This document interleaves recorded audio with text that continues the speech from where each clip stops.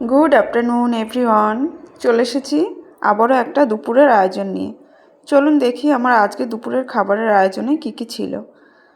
আজকে দুপুরে বানিয়েছিলাম বিরিয়ানি। বিরিয়ানি তো খেতে ভীষণ ভালোবাসি আমিও, আমার মেয়েও। তো মাঝে মাঝেই বিরিয়ানি বানানো হয়।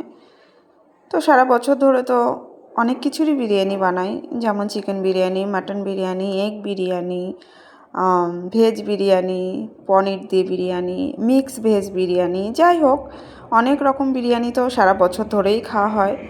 কিন্তু এখন তো বর্ষার সময়, আর খুব ভালো ইলিশ এখন পাওয়া যায়। তো বর্ষার সময় একটু ইলিশ বিরিয়ানি হবে না, সেটা কি হয়?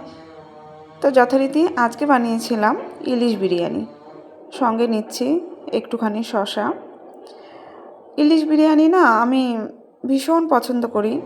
কারণ কি বলুন তো, যারা মাছ খেতে পছন্দ করে বা যে কোনো ধরনের মাছ, যেমন কাতলা বিরিয়ানি, চিংড়ি বিরিয়ানি, ইলিশ বিরিয়ানি, এগুলোও ভীষণ টেস্টি হয়। অনেকেই হয়তো ভেবে থাকেন যে মাছের বিরিয়ানি আবার কেমন লাগে খেতে, কিন্তু বিশ্বাস করুন ভীষণ ভালো হয় খেতে। একবার বাড়িতে ট্রাই করে দেখবেন, আশা করি ভালো লাগবে।